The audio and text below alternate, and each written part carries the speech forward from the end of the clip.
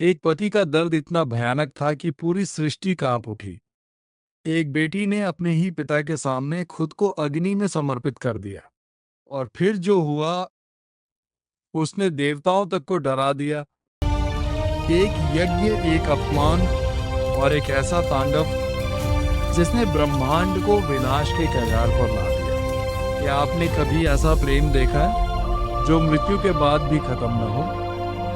जहाँ एक पति अपनी पत्नी के वियोग में पूरी सृष्टि को हिला दे, और जहाँ उस प्रेम के टुकड़े आज भी इस धरती पर शक्तिपीठ बनकर जीवित हों। यह सिर्फ एक कहानी नहीं, ये है प्रेम, त्याग और क्रोध की सबसे शक्तिशाली गाथा। ये है शिव और सती की अमर कथा। अगले 5 मिनट में आप जानेंगे माता सती और शिव जी की पूरी कहानी का सुंदर वृत्तांत। तो शुरू करते हैं। सृष्टि के प्रारंभ में जब ब्रह्मांड संतुलन की ओर बढ़ रहा था, तब आदि शक्ति ने स्वयं को अनेक रूपों में विभाजित किया। उन्हीं रूपों में एक था सती। सती का जन्म प्रजापति दक्ष के घर हुआ, जो ब्रह्मा के मानसपुत्र थे। दक्ष एक महान राजा और यज्ञों के ज्ञाता थे, लेकिन उनके भीतर एक अहंकार भी था। सती बचपन से ही साधारण नहीं थी। उनकी आत्मा में एक अद्भुत आकर्षण था, जो उन्हें बार बार भगवान शिव की ओर खींचता था। जहां महल में वैभव, संगीत और उत्सव होते थे, वहीं सती का मन जंगलों की शांति, ध्यान और तपस्या में लगता था। वे अक्सर शिव का ध्यान करती, एक ऐसे योगी का जो संसार से परे हिमालय की गुफाओं में समाधि में लीन था।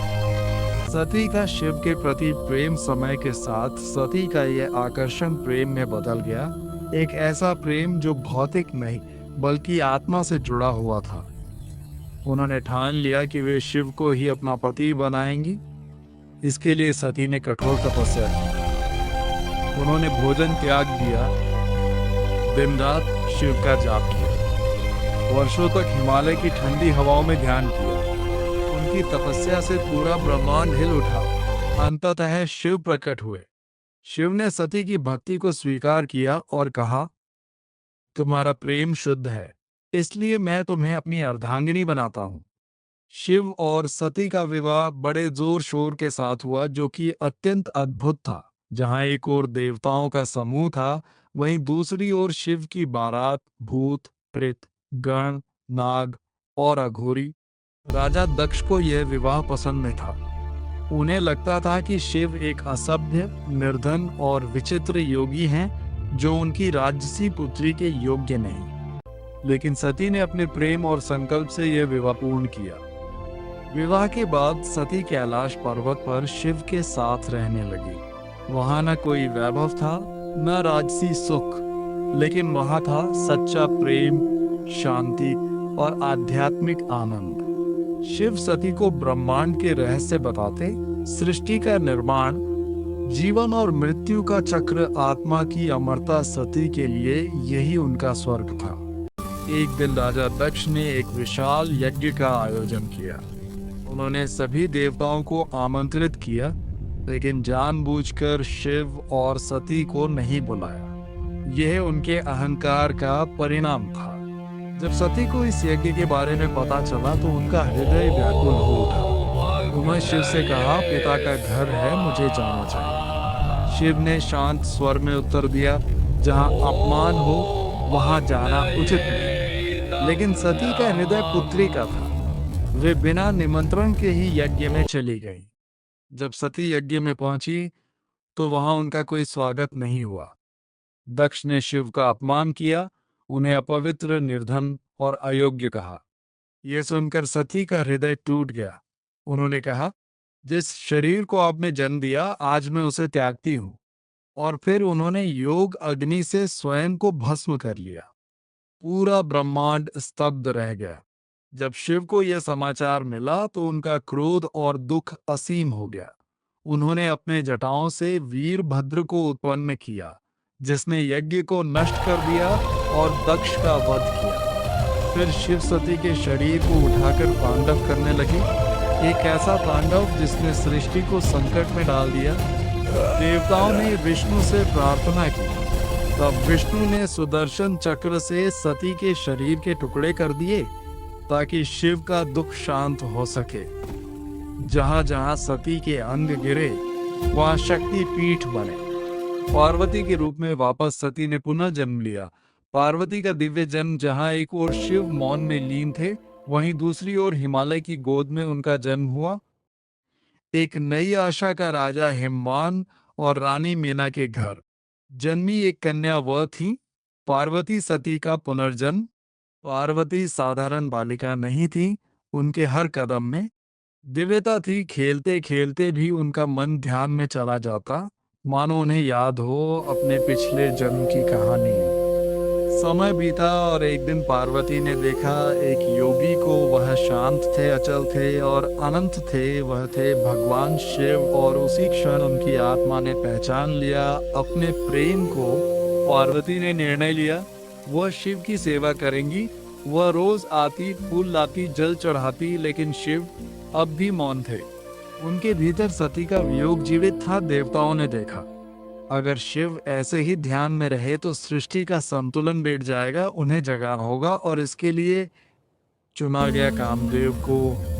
बसंत आया, फूल खिले, प्रकृति मुस्कुराई और उसी क्षण कामदेव ने चलाया प्रेम का बाण सीधा शिव के हृदय की ओर। ध्यान भंग हुआ और शिव ने खोला अपना तीसरा नेत्र, एक अग्नि जो सब कुछ भस्म कर दे। और अगले ही क्षण कामदेव राख बन गया।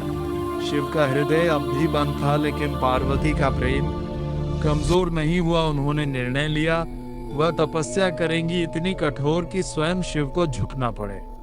वर्ष बीत गए, पार्वती ने त्याग दिया भोजन, जल और आराम। कभी अग्नि के बीच, कभी बर्फ के बीच, बस एक नाम, शिव शिव शिव। शिव ने सोचा यह प्रेम परखा जाना चाहिए।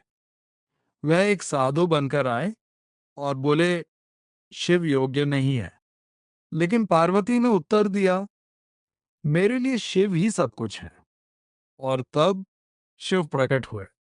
उन्होंने कहा तुम्हारा प्रेम अटल है, मैं तुम्हें स्वीकार करता हूं। और इस प्रकार प्रेम ने फिर जीत हासिल की। वर्षों की तपस्या, अटल प्रेम और अनंत प्रतीक्षा के बाद आखिरकार वो क्षण आया जब भगवान शिव और माता पार्वती विवाह के बंधन में बंधे।